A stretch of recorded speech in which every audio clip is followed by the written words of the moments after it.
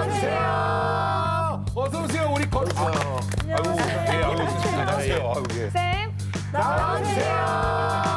어서 오세요 우리 거. 아이고 예 안녕하세요.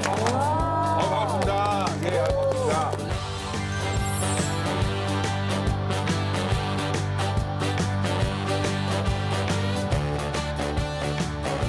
제가 처음에 그 유리라고 하는 어떤 인물 관련돼서 떠오르는 그룹을 얻었던 것은 네.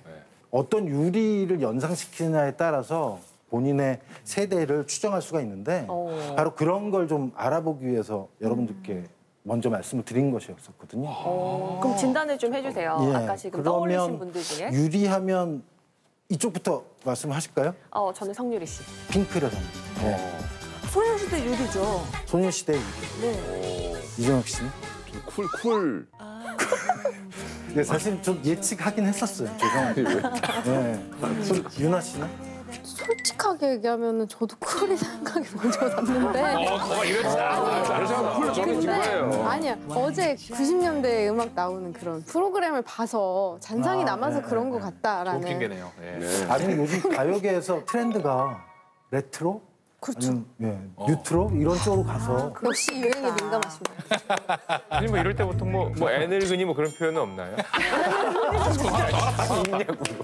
거기서 애자만 빼고 듣고 싶으세요? 저만 유리 상자 생각났어요. 유리 그룹 이름 자체에 유리가 들어가는데 유리 그러네요. 상자. 네. 왜 그렇지? 근데 여기서 이제 보면 쿨 유리상자 이렇게 말씀하신 분들은 60, 70년대에 태어나신 분? 보통은 X세대라고 하는 양반들을 보통 그쪽에 속한다라고 얘기를 하고 있거든요. 10년이나 더. 어서 오세요 X세대 하셨어. 어서 오세요. 그다음에 소녀시대 같은 경우에는 보통 X세대의 다음 세대라고 할 수 있는 Y세대를 보통 얘기를 하고요.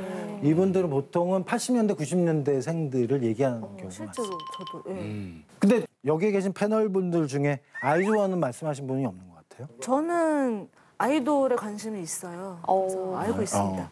성이 뭔지 아세요? 유리 씨? 아이즈원? 유고 이름이 리 아니에요? 예, 좋으네요. 네, 조유리 씨, 조유리 씨. 결국 그 얘기는 여기에 20대는 안 계시다는 얘기겠죠. 들켰네. 아이즈원을 만약에 꼽으신 분들이 있다면 그분들은 90년대에서 2000년대 생들을 이야기하는 Z세대라고 얘기를 합니다. 난 전혀 몰랐어. 아이즈원까지는 아는데 거기에 유리라는 친구가 있는지 몰랐네요.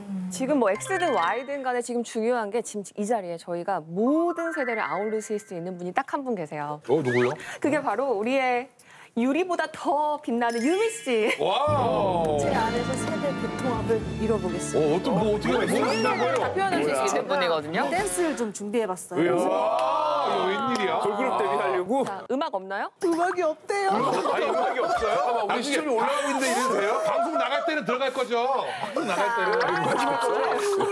자, 5, 6, 7, 8. 정말 답답해 짜증이나 어떻게 해야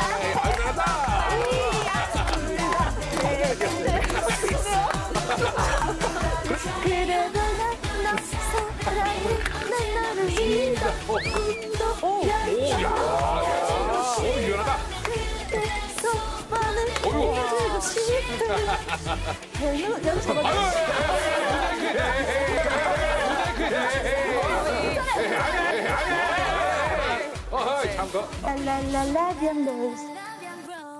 뭐 드신 거 아니죠? 아, 요번에서 우리가 반응이 없네. 거든요. 근데 아무리 다 아시는 거 이번엔 총으로 날아가는 거 아니에요? 왜 열심히 했어? 하나가 몰아친 거. 네, 뒤에가 영하 10도인 것 같아요. 아니에요. 잘 봤어요. 지금 우리가 일종의 퀴즈 같은 걸 한 거잖아요. 유리라고 하는 이 역할 아니면 사람 아니면 페르소나라고 하는 것을 통해서도 이렇게 세대가 서로 다르다라고 하는 걸 우리는 말 그대로 판별할 수 있을 것 같아요. 근데 우리가 그 세대 간의 갈등에 대해서 많이 얘기를 하죠. 짧게 얘기하면 꼰대와 싸가지의 대결 아니면 젊은이와 노인들의 대결 뭐 이런 식의 얘기를 하는데 바로 그런 점에서 보면 세대라고 하는 부분에 대해서 우리가 좀 살펴봐야 될 것 같고 게다가 또 하나는 세대들에게 어떤 영향을 미칠까 이런 부분도 살필 수 있으면 좋겠습니다.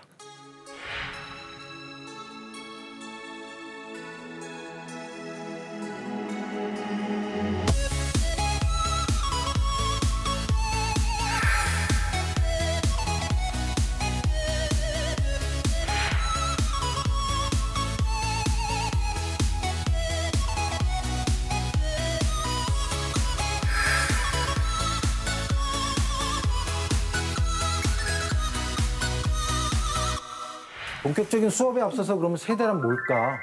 뭐 나름대로의 생각들이 있으시잖아요. 약간 어른과 아이, 뭐 청년 이렇게 크게 나눌 수 있는 거. 어른, 아이, 청년. 네.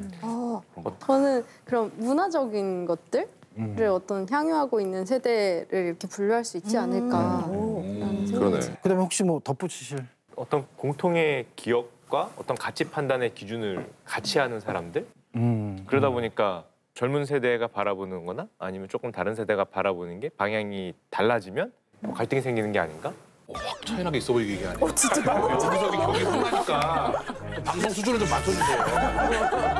내가 뭐가 돼요, 옆에서. 비슷한 의견입니다. 예. 지금 살짝 우리가 얘기를 들었는데 세대와 관련돼서 굉장히 중요한 얘기들이 사실은 나온 것 같아요. 자, 그러면 이제 화면 함께 보실까요? 네. 뭐야? 오! 아이고. 민성 지금 인상 슈카. 제가 키가 크네요. 좀 잘못된 것 같아요. 왜 이렇게 해놨어요? 정확하게 표현해 주셨네요. 3.5cm 정도 큰 거. 제일 싫어하는 게 제가 작고 뚱뚱해 보이는 건데. 그나마 크고 뚱뚱해야 되는데. 두 분이 동갑이시네요. 네, 예. 약간 빠른 현생이긴 한데 예. 그런 거 없이 뭐 그냥. 빠른이어서 위아래가 있어야 되는데 그냥 넓은 마음으로. 이거 세대 또 갈린다. 위아래라고 하는 말씀을 하셨어요. 그죠? 국회의원하죠. 국회의원합니다. 아주 고리타분한 사람인데 농담이었습니다. 예. 제가 이 나이를 자꾸 얘기를 하는 이유는 세대라고 하는 것을 보통 얘기를 할 때 나이라고 하는 것과 만 연결을 하는 경우가 많아요. 그렇지. 사실은 연령이 많고 적다라고 하는 건 사람들이 개개인으로 만났을 때 어떤 질서를 부여하는 굉장히 중요한 측면이 사실은 있어요. 근데 한국 같은 경우에 그게 좀 딴 데보다 좀 많이 강하죠. 이제 그러다 보니까 세대와 세대 간의 관계 아니면 연장자와 연소자의 관계라고 하는 것들이 대등한 사람들의 만남이라기보다는 위아래라고 하는 식의 생각들을 좀 많이 갖는 편이죠. 그렇죠. 우리나라는 뭐 일단 싸움 붙으면 너 몇 살이야부터 시작하니까. 맞아. 네. 그렇게 궁금해. 궁금해하는 거야. 궁금하세요? 아 싸움 때 궁금하시구나 일단. 궁금해하는 거야. 상대방이 정말 몇 살일까? 싸워야 되나 말아야 되나 그 같이 판단을 해야 돼. 몇 살이야? 43 됐습니다. 43이면 나랑 5살이니까 아직 나한테 계속 그럴 정도는 아니네 이 사람. 아 그럴까요? 아이고, 죄송한 말씀 실례합니다. 조심합시다 이렇게. 그런 의도라면은 나이가 아니라 몸무게를 뭐 체급을 물어봐야 이게 좀 3X라집니다. 유윈.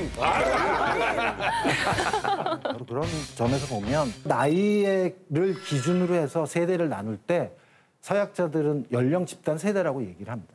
좀 말이 좀 어려울 수가 있는데 연령 집단이라고 하는 건 이를테면 청년, 중년, 장년, 노년 뭐 이런 식의 것이 연령 집단이기도 하고요. 아니면 10대, 20대, 30대 뭐 이런 식으로 나누는 것도 연령 집단 세대라고 얘기를 합니다. 근데 이렇게 연령 집단 세대라고 하는 이 생소한 개념들을 구태여 사용하는 이유는 다른 식으로 세대를 규정하는 방식이 있기 때문이거든요. 그 얘기를 그러면 영상을 한번 보면서 계속 가보도록 하죠. 네. 나이가 아니라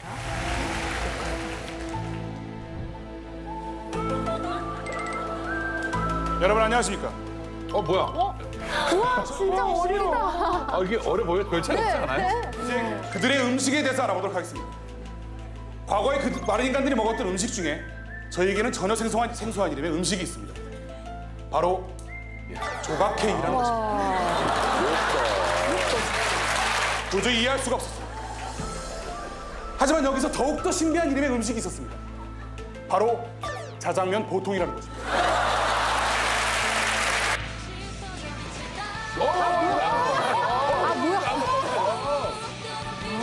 대박이다. 어우, 세상에.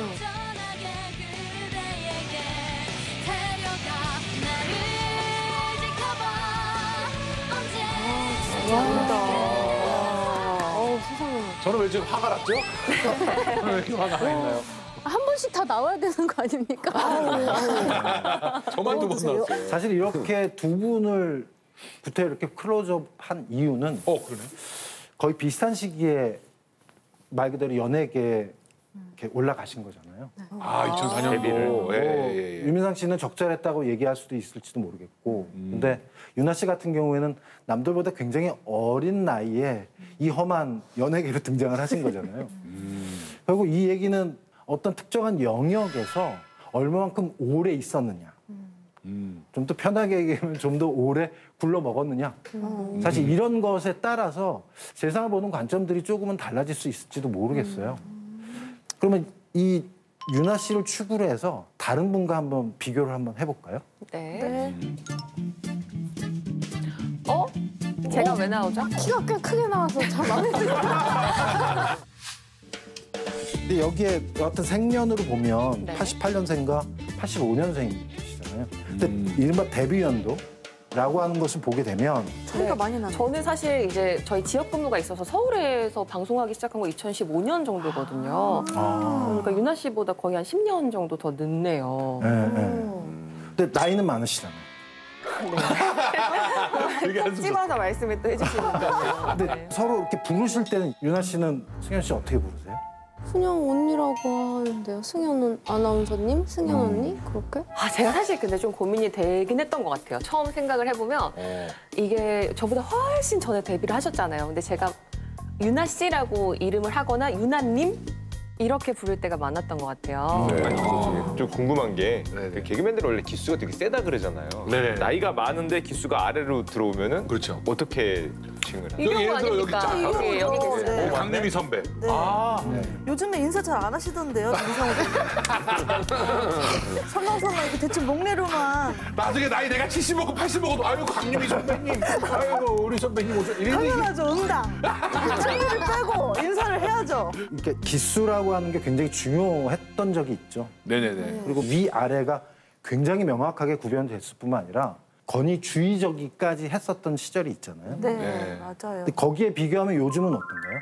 요즘은 거의 저희 그 개그 콘서트 끝날 때쯤 돼갖고는 거의 그냥 완전히 형 동생으로 지냈습니다. 아니 심지어는 선배들이 후배들 눈치 볼 적도 있어요. 그러니까 결국 이게 세대라고 하는 게 나이만으로 구분되지 않는다라고 하는 걸 바로 우리 내부에서 보여줄 수 있는 사례가 되지 않을까라는 생각이 들어요. 결국 그 얘기는 자신의 나이라고 하는 부분에 얽매이지 않고 자신이 경험한 바를 기준으로 해서 비슷비슷한 경험을 한 사람들이 우리라고 하는 식의 생각을 갖는 것.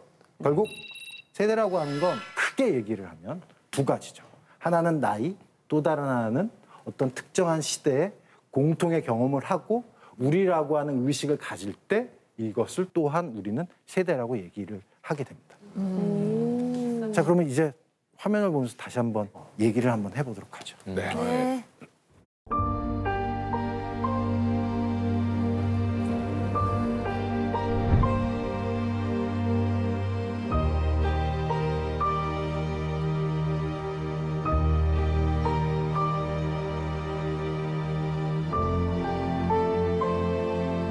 네, 1950년도에 있었던 한국 전쟁의 영상입니다. 시청자분들께서는 이 전쟁을 직접 경험하신 분들도 계시겠지만 우리 패널들이나 저 같은 경우에는 이런 부분을 뭐 영상이랄지 아니면 책이랄지 이런 것으로 간접 경험할 수밖에 없었던 사실이죠. 근데 보통 보면 저렇게 큰 일을 겪으셨던 분들은 뭐 이런 식으로 요즘 많이 표현을 하죠. 트라우마다. 굉장히 큰 상흔을 심리에 남긴다라고 하는 식의 얘기를 하잖아요. 네. 아마도 이런 식의 큰 경험들은 아무리 자신의 삶이 변하더라도 쉽게 바뀌진 않을 것 같아요. 그렇죠. 바로 그런 측면에서 보게 되면 전쟁을 경험하신 분들은 어떤 일종의 동료의식 뭐 이런 것들을 갖게 되실 가능성이 많죠. 그 얘기는 사람들을 하나로 묶어주는 힘들이 사실은 상대적으로 강했다고 얘기를 할 수가 있어요. 아까 우리 동년배 두 분을 만났는데 굉장히 네. 다른 말 그대로 이력을 갖고 계시잖아요. 네네네. 결국 그 얘기는 뭐냐면 나이가 같다라고 해서 우리 의식이라고 하는 것이 안 생길 가능성들이 점점 드러난다라고 하는 거죠. 그렇기 때문에 저는 세대라고 하는 걸 나이로 규정하면 안 된다고 생각하는 사람이에요. 그러면 그런 공통된 경험이나 시간 같은 것, 아까 한국 전쟁 말씀을 해주셨는데 또 어떤 사건이 있었을까요? 아무래도 한국사를 뭐 촘촘히 우리가 따져볼 수는 없을 것 같아도 그래도 1970년대? 왜냐하면 1970년대는 뭔가 정치적인 영역이 아니라 다른 영역에서 한국이 어떤 탈바꿈을 했었던 그런 시절이 아니었을까 뭐 이런 생각을 갖고 있고요. 자, 그러면 이제 영상을 한번 보시면서 얘기를 나눠보도록 하죠. 네. 어이, 경부고속도로.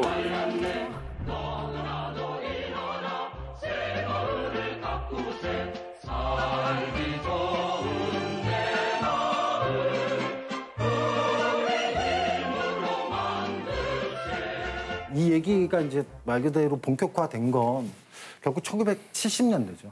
그래서 1970년대는 한국이 오늘날의 한국을 이야기할 수 있는 굉장히 중요한 여러 씨앗들이 뿌려졌던 것 같아요. 경제적인 측면에서는 산업화 아니면 개발 이런 것들이 본격화되었고 또 민족주의라고 하는 것이 굉장히 강조됐던 시기이기도 하죠. 그러니까 1970년대는 아무래도 오늘날의 노인이랄까 아니면 노년층이라고 하는 분들한테는 굉장히 중요한 시기가 아니었을까. 개인적으로는 이러저런 여러 가지 어려움들이 있었지만 내일은 좀 더 나아질 것이다라고 하는 희망과 기대와 꿈 이런 것들이 있었고 또한 이런 것들이 오늘날 21세기 한국을 이야기를 할 때 가장 중요한 어떤 가치관이랄까 세계관이랄까 아니면 사회관 어떤 이런 것들을 만들어내는 데 있어서 어느 정도 역할을 한 어떤 그런 시기가 아니었을까. 결국 이 얘기는 이분들의 가슴 깊숙이 내가 우리나라를 위해서 이렇게 대단한 일을 했다. 그런 식의 나름대로 자부심을 갖고 계실지도 모른다라고 하는 거죠. 그렇죠. 근데 이분들이 요즘은 세상과 불화한다 그러나? 세상과의 관계가 그렇게 편하시지만은 않은 것 같아요.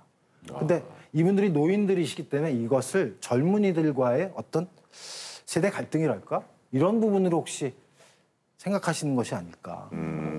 자, 그러면 1970년대를 말 그대로 살아내신 분들이 오늘날 2021년에 어떤 식으로 사회에서 받아들이는지 아니면 이분들이 세상을 어떻게 보시는지 이 부분과 관련된 이야기를 영상과 함께 보시죠.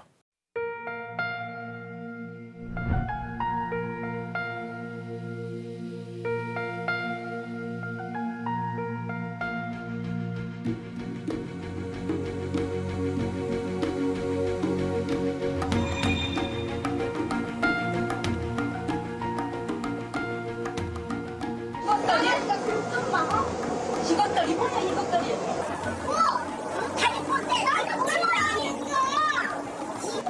나이 먹은 사람이 진짜 어른이랑 똑같네요. 이렇게 이런 건방지들이 뒤에서 보면 이상한 얘기 하더라고. 형님 저 따라 잠깐 사오차 카페로 와서 알았으니까. 아이고 내가 잘못했어? 잘못했냐고. 심해 걸어. 아니 심의가 아니라 다른 애들 왜 심해 걸어? 하잖아 방송에서. 아이 저 뭐하는 거야?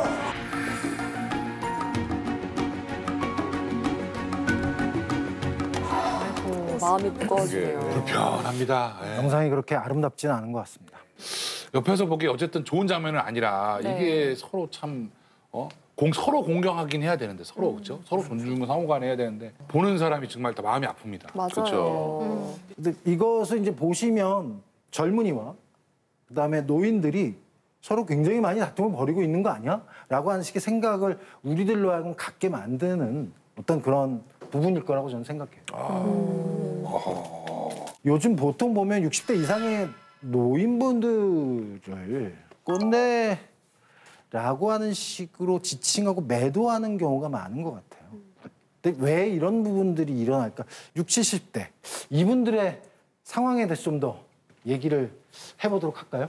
네, 보여주시죠.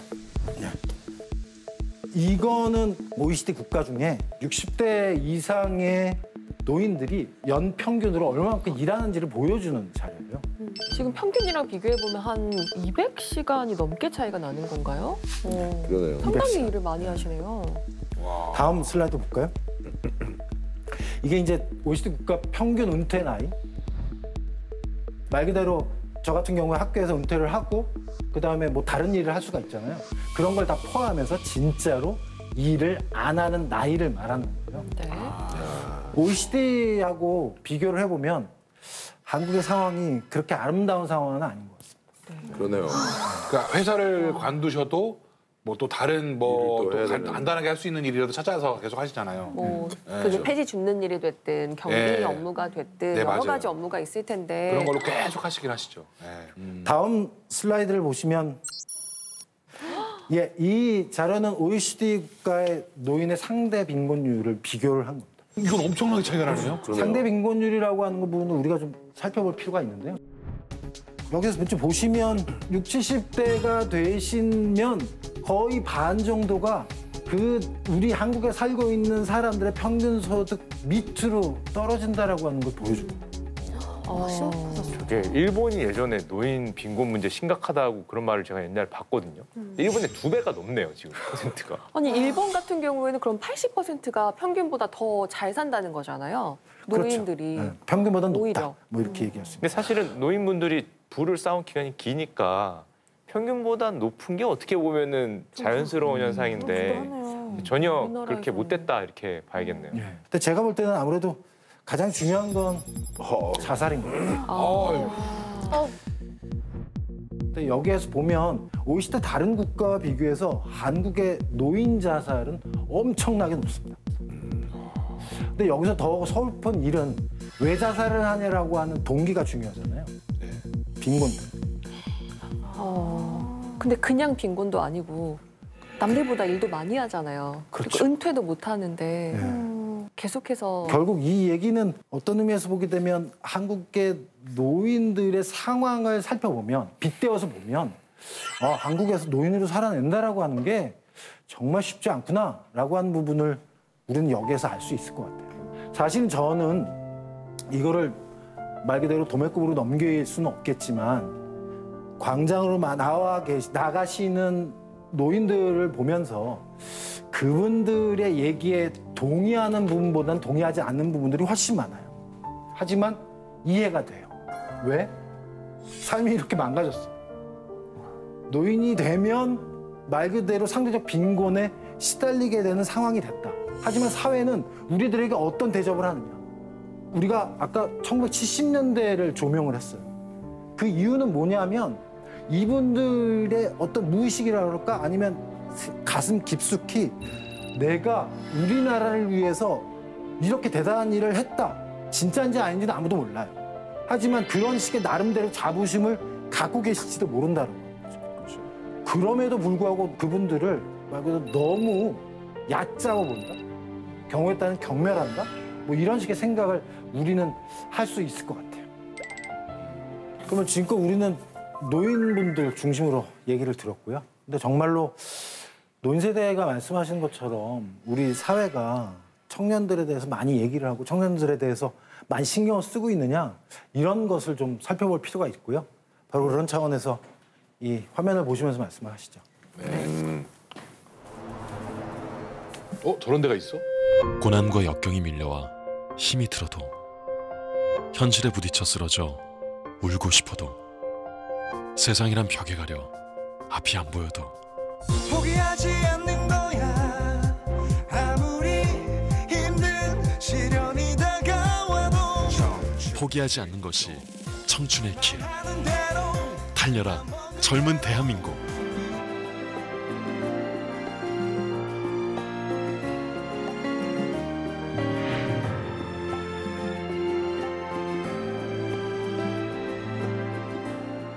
공익 광고 이런 건가 보다. 광고가 좀 많이 불편한 광고네요.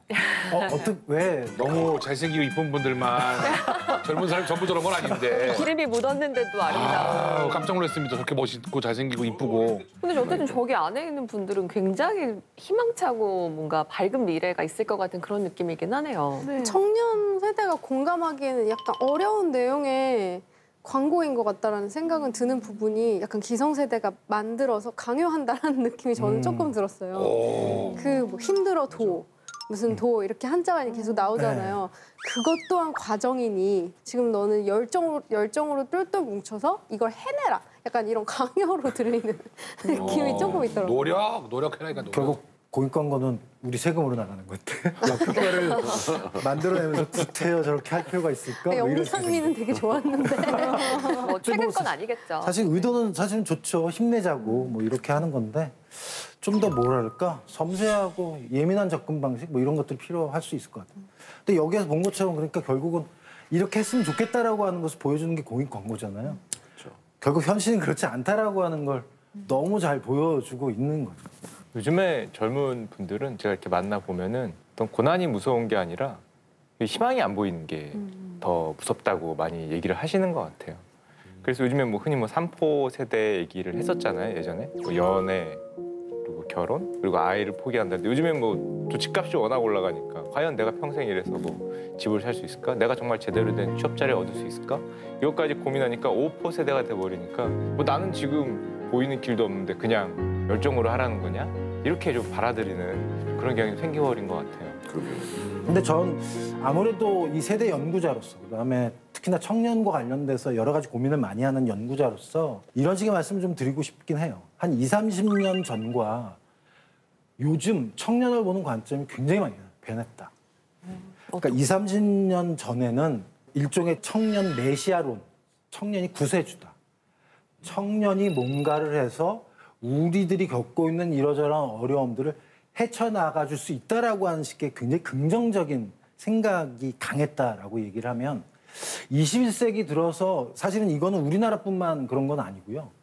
전 세계적으로 보게 되면 청년을 부담, 좌절, 실패 이런 부분과 연결시켜서 보는 관점들이 굉장히 강해졌어요.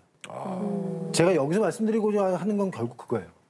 청년 그 자체도 중요한 부분이지만 사회에 유포되어 있는, 사회에 퍼져 있는 청년의 이미지도 변한다는 거거든요. 그러니까 청년의 현실도 변하고 청년의 이미지도 변하고. 근데 제가 볼 때 지금은 청년에 대해서는 굉장히 비관적이고 부정적으로 보는 관점이 전 세계적으로 굉장히 유행하고 있다. 뭐 이런 식의 말씀을 드릴 수 있을 것 같아요. 저도 어디서 느낀 건데 요즘 청년들이 약간 진득한 맛이 없다? 뭔가 이렇게 하면은 뭐 자기를 되게 소중하게 생각하다 보니까 나랑 안 맞으면 또 다른 길 가면 되지. 또 다른 길 가서 또 안 맞으면 또 다른 길 가고 다른 길 이러다 보면은 일주일도 안 돼서 나가기도 하고 막 그런 게 있잖아요. 그래서 좀 끈기가 없는 것 같기도 하고. 이게 바로 꾼대령. 이게 바로 꾼대령. 인식하셨습니까? 그러니까 저는 이 부분은 꼭 말씀드리고 싶긴 해요. 그러니까 오늘날 우리가 살았던 청년 시절과 오늘날의 청년의 시절이 다를 수 있겠다. 그렇죠. 이를테면 이종혁 씨나 저나 예전에는 그렇게 선택안들이 많지는 않았던 것 같아요. 그렇죠. 뭔가를 딱 하면 다른 걸 하는 것보다 이것을 계속하는 게 조금 더 낫지 않을까라고 하는 식의 생각이 저는 약간 그런 생각이 있는 것 같아요. 근데 한편으로는 또 젊은 세대 입장에서는 나는 어떻게 보면 단군일의 최대 스펙이라고 얘기도 하고 정말 열심히 일도 하고 공부도 하고 했잖아요. 근데 사회에 나왔는데 최저임금도 거의 받지 못하면서 일하라고 하면 난 합당한 대우를 받지 못해라고 생각해서 나를 존중해 주는 곳으로 갈 거야 이렇게 길을 찾아간다고도 생각할 수 있지 않을까요? 근데 가면 경쟁률 되게 세죠. 존중해서 가려고 그러면.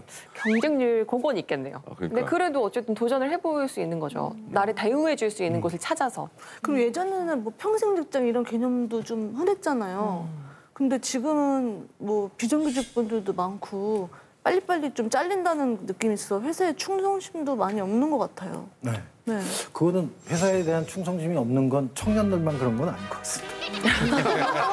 많은 분들이 그렇습니다. 예. 요즘 그러니까 21세기 한국 그리고 전 세계적으로 보게 되면 청년의 이미지가 좀 부정적으로 변했다라고 하는 거.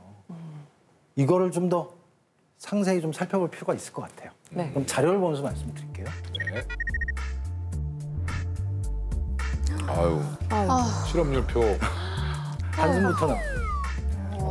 저는 26% 말고 20.8%를 봐도 우리가 알던 실업률의 숫자하고는 굉장히 괴리가 있는 것 같아요. 저희 젊었을 때는 실업률 뭐 걱정이다 그랬을 때 한 자리였거든요. 왔다 갔다 하던 게. 이제는 뭐 단위 자체가 20%면 예전에 비해서는 뭐 훨씬 느끼는 건 어려워지지 않을까? 그렇구나. 어쨌든 청년으로 사는 건 쉬운 것 같지는 않습니다. 하나 더 볼까요? 저렇게 줄었어? 67%. 많이 줄었다. 근데 보통 대학을 갈 때는 좀 더 나은 삶, 좀 더 나은 안전한 일자리, 좀 더 좋은 일자리 이런 거를 바라면서 가실 텐데 그 결과가 그렇게 아름답지 못하다라고 하는 거 이런 것들을 우리가 볼 수 있을 것 같아요. 대학 가는 이유가 회사 정규직으로 들어가서 그래서 어느 정도 나중에 노후를 보장받고 그러고 싶은 마음이 다 깔려 있는 거잖아요. 그렇죠. 저런 식이면 난 대학 안 갈 것 같아요. 그렇죠. 네. 뭐로 대학 나와서 뭐 될지 안 될지도 모르는데. 근데 한 가지 좀 흥미로운 지점이랄까요? 한 10년 전에 비교해서 고등학교 졸업자 중에 대학을 가는 사람들이 그때보다는 많이 떨어졌어요. 한때 80% 후반대까지 우리가 진입을 한 적이 있어요. 그러니까 대학을 나와봐도 내 삶이 별로 변화가 없더라. 맞아요. 라고 하는 것을 많은 분들이 느끼시는 것 같아요. 맞아요. 빚만 쌓이고 말 그대로 취업은 어차피 안 되고 요즘 청년들을 저는 이렇게 표현을 해요. 내적 망명 중이다. 사실 내적 망명이라고 하는 표현은 겉으로는 세상의 흐름에 맞춰가는 것처럼 보이고 하지만 속으로는 이미 세상과 단절을 하는 것. 저는 이것을 내적 망명이라고 하는 표현 그리고 청년들에게 굉장히 확대되어 있다. 뭐 이를테면 옛날엔 평생 직장 개념이라고 하는 게 있었어요. 한번 들어가면 웬만한 문제를 일으키지 않는 한 회사가 나를 붙잡아 줄 것이다. 하지만 요즘은 어떤 거예요? 사람도 변했지만 회사도 변했어요. 우리가 뽑았지만 이 사람을 10년, 20년 그 이상을 쓰지 않을 수도 있다라고 하는 식의 생각을 하는 거예요. 근데 그런 상황에서 충성을 한다? 제가 보기엔 이거는 합리적이지 않은 것 같아요. 쌤, 근데 그 마음도 이해는 되거든요, 들으니까. 근데 그런 마음으로 이게 계속 생활하다 보면 청년 세대들이 점점 더 어려워지는 건 아닐까요? 그럴 수도 있죠. 근데 그 어려움이 본인들에서 비롯한 건지 아니면 세상이 그들을 어렵게 하는 건지 이거는 사실은 좀 구분해야 된다고 생각해요. 만약에 본인들이 노력을 해서 세상을 바꿀 수 있다면 열심히 노력하지 않는 건 바보짓이죠. 하지만 열심히 노력했음에도 불구하고 세상이 안 바뀔 수 있다라고 하는 사실이 진짜라면 뭐가 더 현명하고 뭐가 더 합리적일까? 지나온 사람들의 입장에서 보게 되면 아주 쉽게 얘기할 수 있어요. 우리들의 경험은 그렇지 않았으니까. 옛날엔 말 그대로 노력을 하면 그에 상응하는 대가들이 만족스럽지도 않더라도 뭔가 나왔다라고 하는 경험들을 거친 사람들이 지금의 이른바 30, 40대 이상의 사람들인 것 같아요. 근데 지금은 열심히 노력해도 안 되네? 그럼 뭐하러 열심히 공부하지? 뭐하러 하마터면 열심히 일할 뻔했다? 뭐 이런 식의 말 그대로 탄식 어떤 이런 것들이 나올 수 있더라고요. 이 얘기를 좀 앞서 얘기와 종합해서 얘기를 하면 한국에는 노인들도 비참한데 하죠? 맞아요. 청년들의 상황도 녹록하지 않습니다. 많은 사람들이 세대 갈등이라고 얘기를 하면 노인들과 청년들의 대립일 거라고 생각을 하지만 지금 상태를 보니까 다 힘들어. 그분들의 대립이 아닐 수 있네? 다 힘드네. 자, 그러면 이거를 어떤 식으로 봐야 될까? 좀 더 상세하게 좀 살펴볼 필요가 있을 것 같아요. 네. 바로 그런 차원에서 우리 에리들을 보면서 말씀을 나눠보도록 하죠. 네. 집값을 안정시키기 위해 각종 부동산 대책이 나왔지만 집값 오름세는 좀처럼 꺾이지 않고 있습니다. 전세난까지 겹치면서 집을 사겠다는 수요는 여전한데 매물 부족이 이어지고 있다는 게 현장의 분위기입니다.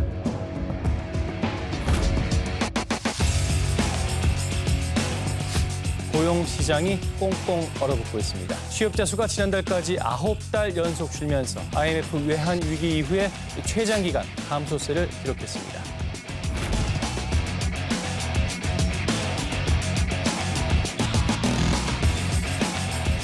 인구 절벽이 더욱 빨라질 것이란 비관적인 전망에 국민연금 재정에도 빨간불이 켜졌습니다. 돈을 더 많이 내거나 최초연금을 더 늦게 받는 수밖에는 방법이 없어 보여서 가입자들 반발이 거세지고 있습니다.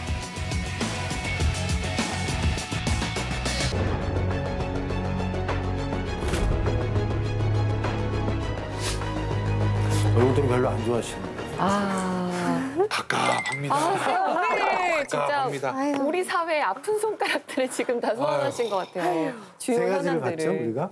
집 문제, 그다음에 일자리, 그리고 마지막으로 국민연금. 뭐 연금이라고 하는 얘기는 뭐 의료보험 뭐 이런 것까지 다 통틀어서 얘기를 할 수 있을 것 같고요. 이런 세 가지 영역에서 세대 갈등이 좀 더 뚜렷하지 않나? 뭐 이런 식의 얘기들을 좀 하는 것 같아요. 그래서 이걸 좀 찬찬히 좀 살펴볼 필요가 있을 것 같습니다. 이 부분은 사실은 슈카 씨가 사실은 어떤 의미에서 보게 되면 저보다 더 전문가일 수도 있겠다. 네? 아무래도 경제 쪽이라서. 자, 두 분의 1분 토론 시작하겠습니다. 저 같은 경우는 방금 전에 그 말씀하셨던 그런 젊은이들과 노인 갈등 뭐 아니면 가운데 있는 기득권 갈등 하셨는데 이 자본주의 사회에서 기득권들이 가져가는 부가 너무 높아져 버리니까 과거에 우리가 기업에서 월급을 받았을 때는 그 정도만 받아도 차이가 별로 안 벌어졌을 때는 따라갈 수가 있었는데 이젠 이렇게 되니까 이 따라갈 수가 없는 거죠. 방금 전에 나왔던 뭐 부동산은 뭐 당연하고요. 이 어떤 세대 간의 갈등이라기보다는 그런 좀 경제적인 이유가 가장 먼저 아래에 깔려 있지 않나 그런 생각을 좀 많이 합니다. 다른 분들은 어떻게 보세요? 같은 생각입니다. 오늘 핵심을 잘 집었네. 정말 훌륭한 생각을 하고 계시네요. 동의합니다. 그러니까 자꾸 이렇게 뭐 전에도처럼 무슨 뭐지 동학개미? 네. 그런 식으로 지금 나중에 불안한 미래를 계속 주식에다가 넣는 지금 동학개미들이 많이 생긴 세 사람 거잖아요. 이상 모이면 다 주식 얘기하더라고요. 지금. 사실은 이 부동산과 관련해서 어떤 사람들은 세대들의 전쟁이 벌어졌다라고 하는 식의 과장을 굉장히 많이 하시는 분들이 계세요. 나이 많은 사람들이 다 독점하고 있다 뭐 이런 식의 얘기들을 함으로써 청년들의 어려움이 경우에 따라서 노인들의 어려움이 다 기성세대, 기득권 세력의 차치다 뭐 이런 식의 얘기를 하는 경우가 많은 것 같아요. 진짜 많은 게 부동산 옛날에는 어른들은 조금만 노력하면 살 수 있었잖아요. 근데 요즘 젊은 세대들은 평생을 벌어도 집 하나, 내 집 하나 마련하지 못하는 그런 시대가 돼버렸으니까. 예, 그거는 맞죠. 하지만 우리 한 발짝 더 가면 만약에 제가 말 그대로 건물주예요.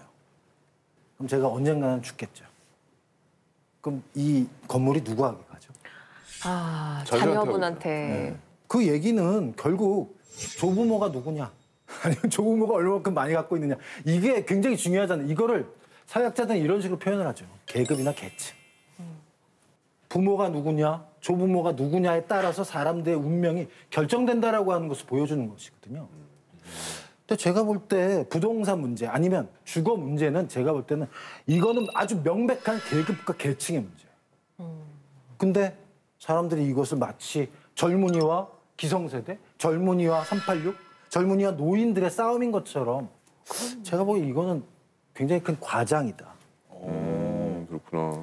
자, 그럼 두 번째 사안으로 갈까요? 두 번째는 일자리입니다. 네. 일자리 부분도 뭐 세대 갈등이 많이 벌어지고 있는 곳이다라고 하는 식의 얘기들을 많이 하고 있죠. 일자리 같은 경우도 약간 그런 생각을 해봤어요. 그 보면 요즘에 위가 꽉 차 있더라고요. 위가 꽉 차 있고 아래에서 올라와서 이 사람들이 진급이 안 되는 것 같은 느낌이에요. 정체가 이렇게 생긴다. 네, 전체가 이렇게 그래서 생기더라고요. 이렇게 보면 옆에서 안녕하세요 부장님, 부장님, 부장님. 네, 다 부장이 됐어요. 부장님, 부장님. 전반적으로 이렇게 인구가 많아지면서 그렇게 된 거 아닌가 싶기도 하고. 요즘에 제가 신문 기사를 봤는데 직장인들이 승진에 관심이 없다. 이런 기사를 봤어요. 과거에 제가 회사 들어갈 때만 해도 저는 승진에 목숨을 걸었던 어떻게 하면은 과장 빨리 돼볼까 이걸로 모든 거를 했었는데 불과 10년도 안 되는 사이에 구독자의 목숨 거는 거 이제는 구독자의 목숨을 걸게 됐습니다. 사랑합니다. 일반화할 수는 없겠지만 어쨌든 청년들 자리가 너무 좁아진 거 아닌가요? 일단 여러 가지로 저는 생각해 볼 필요가 있을 것 같아요. 그러니까 회사라고 하는 조직과 관련돼서 우리가 얘기를 하자면 요즘 기업의 요구가 특히나 청년이나 교육에 대해서 기업의 요구가 변했어요. 뭐가 변했냐면 옛날에는 20, 30년 전에는 새로운 사람이 들어오면 이 친구들을 잘 교육을 시켜서 현장에 투입을 해야지라고 하는 식의 생각을 갖고 있었어요. 근데 요즘 바뀌었어요. 현재 기업이 요구하는 건 지금 당장 쓸 수 있는 즉시 전력감을 요구를 하는 거예요. 그렇기 때문에 적지 않은 신입사원 채용이 실제로는 경력직 채용이죠. 근데 제가 만약에 제가 학생들을 볼 때도 좀 마음이 좀 답답하고 암담한 게 바로 그거예요. 아니 경력직이 되기 위해서 뭔가 취직을 해야 되잖아요. 시작을 해야죠. 시작을 해야 되는데. 맞아요. 경험 있는 신입. 네. 그러니까 즉시 전력감을 요구를 한다라고 하는 건 말 그대로 노동력이 차고 넘치는. 그러니까 뽑았을 수 있는 거죠. 그러면 선생님, 그럼 지금 말씀하시는 거면 일자리를 놓고 벌였던 그 세대 간의 갈등이 젊은 사람은 들어갈 데가 없어요. 어른들이 다 꽉 차 있어요. 뭐 이렇게 서로 세대 간의 갈등인 줄 알았던 게 대기업의 배만 불린 거다. 뭐 이런 말씀이신 건가요? 저는 그렇게까지 이렇게 몰아세우시면 안 되고요. 근데 한 가지 저는 그런 것 같아요. 보통은 이제 많은 분들이 이런 식으로 얘기를 하세요. 사실은 그 부분에 대해서 저는 세대사회학자로서 좀 마음이 편치는 않습니다. 근데 그분들이 어떤 식으로 얘기를 하냐면 노인들의 일자리가 많아졌어요. 딱 얘기를 먼저 말 그대로 불을 피워요. 그다음에 청년들의 일자리가 줄고 있어요. 라고 하는 식으로 얘기를 해요. 그럼 우리는 무슨 생각을 갖게 되죠? 노인들이 청년들의 일자리를 뺏어먹고 있구나. 라고 하는 식으로 생각을 하잖아요. 그죠. 근데 실제로 노동시장, 즉 노동력을 사고 팔고 하는 노동시장이라고 하는 건 말 그대로 제 표현으로는 1층과 2층이 있는 거예요. 노인들은 1층, 즉 1층에는 자격이나 기술 같은 것들이 별로 필요로 하지 않는 그런 업종들이에요. 2층은 좀 더 뭐 이를테면 대학 학위가 있다라든가 그것 이외에 또 다른 이러저러한 여러 가지 자격증을 필요로 하는 거예요. 노인들의 일자리가 커진다라고 해서 청년들의 일자리가 사라지진 않습니다. 즉 청년들이 처음부터 말 그대로 노년들과 1층에서 자격과 조건이 상대적으로 별로 없는 그런 쪽에서만 경쟁을 하지는 않는다라고 하는 거죠. 그렇군요. 그러네. 자, 그러면 이제 마지막 부분으로 갈까요? 국민연금 관련돼서. 국민연금이 입금되었습니다. 민감합니다. 국민연금.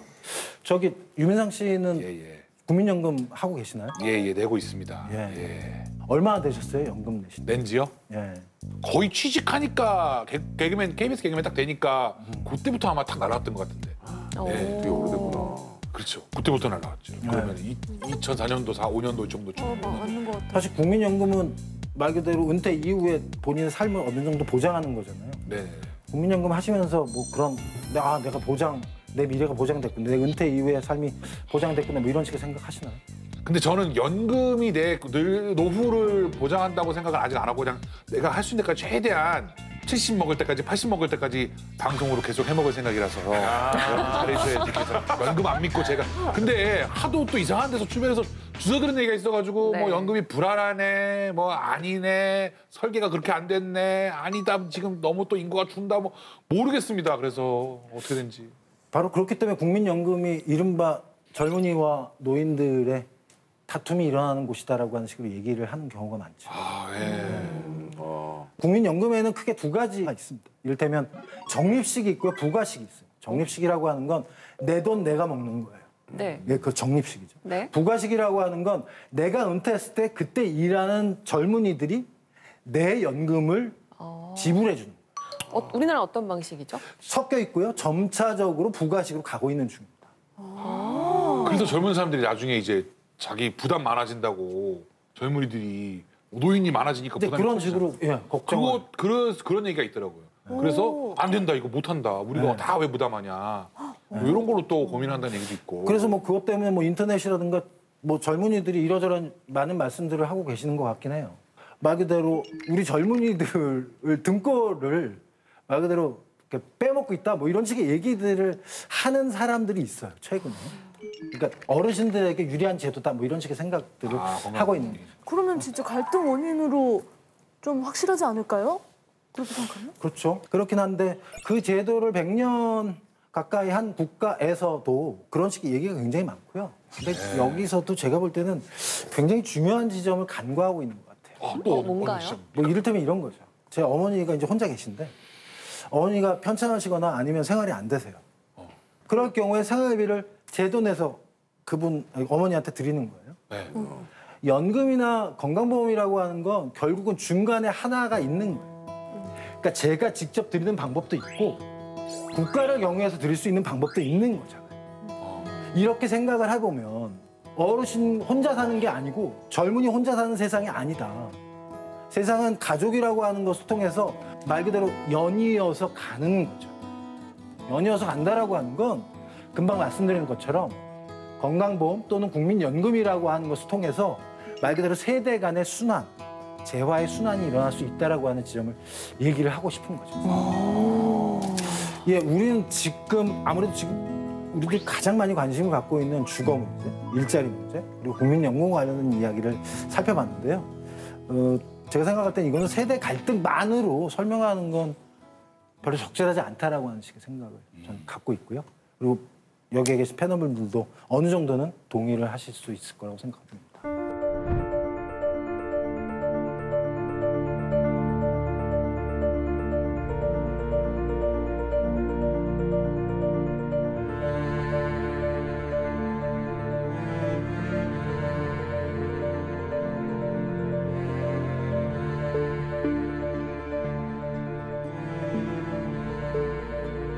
사회 갈등이라고 하는 건 굉장히 다양해요. 그 중에 세대 갈등이라고 하는 것이 언제나 그렇지는 않을 수 있겠지만 많은 사람들이 관심을 기울이고 있는 사실인 것 같긴 해요. 하지만 저는 세대 갈등이 생각보다 그렇게 큰 문제가 아닐 수도 있다라고 하는 부분에 대해서 점점 더 많은 생각들을 갖게 되는 것 같아요. 금방 우리가 살펴봤던 이를테면 일자리, 부동산, 그리고 국민연금 이런 부분과 관련돼서 세대들이 정말로 큰 전쟁을 벌이고 있는 것처럼 호들갑을 떠는 분들이 굉장히 많아졌어요. 근데 제가 볼 땐 이거를 세대 프레임이라고 하는 식으로 좀 표현하고 싶어요. 세대 프레임이라고 하는 건 세대들이 서로 다툼을 벌이고 있는 문제가 아님에도 불구하고 마치 세대들이 서로 다퉈서 좋은 세대와 나쁜 세대로 갈라놓고 나쁜 세대를 말 그대로 벌을 주면 그 문제가 해결될 거다라고 하는 식의 생각을 갖는 게 제가 볼 땐 세대 프레임이에요. 그러니까 세상에 어떤 문제가 있는데 빛을 딱 어떤 부분에 쏘이면 사람들이 그 문제의 원인을 그 빛에 있는 것만 속에서 찾잖아요. 근데 이 취객처럼 아이고 저 술 취한 양반이신가 보네. 경찰이에요. 뭐 찾아요? 열쇠를 잃어버려서 찾고 있어요. 아 여기서 잃어버리셨어요? 아니요, 저기서 잃어버렸는데 빛이 없어서요. 저쪽에는 어두워서 안 보인다고 지금 비치는 데서만 찾고 있는 그런 것 같은데. 근데 저는 기본적으로 세대 프레임이라고 하는 게 저런 가로등의 역할을 한다고 생각해요. 말 그대로 이 취객은 자신이 열쇠를 가로등 밑에서 잃어버리지 않았다라고 하는 걸 알고 있어요. 그럼에도 불구하고 이 사람은 가로등 밑에서 찾아요. 왜? 가로등이 없는 어두운 곳에서는 어차피 열쇠를 찾지 못할 거라고 하는 걸 본인이 알 수 있다라고 하는 거죠. 저는 세대 프레임이라고 하는 게 결국 이런 역할을 하고 있지 않을까. 뭐 이를테면 금방 살펴봤던 일자리 문제. 이거는 세대들만의 다툼은 아니잖아요. 이거는 기업이라고 하는 거 아니면 구조, 조직이라고 하는 것이 한꺼번에 가고 있는 거예요. 근데 제가 볼 땐 세대 프레임을 탁 씌워놓으면 세대들의 다툼의 결과가 아님에도 불구하고 세대들의 다툼인 것처럼 우리들의 의식과 생각과 마음을 말 그대로 조정할 수 있다라고 하는 거. 저는 바로 그렇기 때문에 우리가 필요 이상으로 세대 갈등에 대해서 굉장히 예민해진 게 아닌가라고 하는 식의 생각을 갖고 있습니다. 근데 여기서 한 가지 더 얘기를 해야 되는 부분은 그거예요. 어떤 세대가 어떤 사회 문제의 원인으로 지목되기 좋은 이유가 있다라고 저는 생각해요.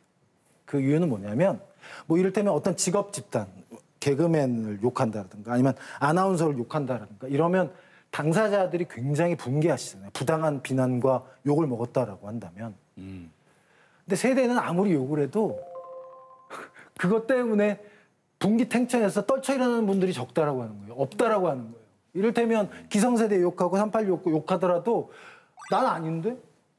내가 왜 기성세대야? 내가 왜 꼰대야? 뭐 이런 식으로 얘기를 할 수 있는 거예요. 하지만 먹음직한 나쁜 세대가 딱 있음으로써 사람들이 거기에다가 자신들의 울분과 분노를 배설할 수 있다라고 하는 거예요. 결국은 욕을 해도 그것이 가만히 있다라고 하는 그 쓸모? 바로 그렇기 때문에 세대 프레임이라고 하는 것이 굉장히 많이 활용되는 것이 아닌가라는 생각입니다. 바로 그렇기 때문에 저는 세대 프레임이라고 하는 부분과 관련돼서 많은 생각을 우리 모두 다 함께 했으면 감사하겠습니다. 오늘 저희가 세대 갈등이라는 그 증상을 가지고 쌤을 찾아갔는데 굉장히 특별한 진단을 내려주신 것 같아요. 그래서 그런 프레임을 좀 걷어내고 진짜 열쇠가 어디 있는지 우리 다 손전등 갖고 있으니까 이제 정말 좀 제대로 들여다볼 수 있는 그런 계기가 됐으면 좋겠고요. 이제 진짜 며칠 있으면 설이잖아요. 네. 네, 이번 설에는 평가보다는 포용을 할 수 있는 그런 시간이 됐으면 하는 바람입니다. 네. 자, 오늘의 쌤은 여기서 보내드리겠습니다. 고맙습니다. 감사합니다, 쌤. 수고하셨습니다.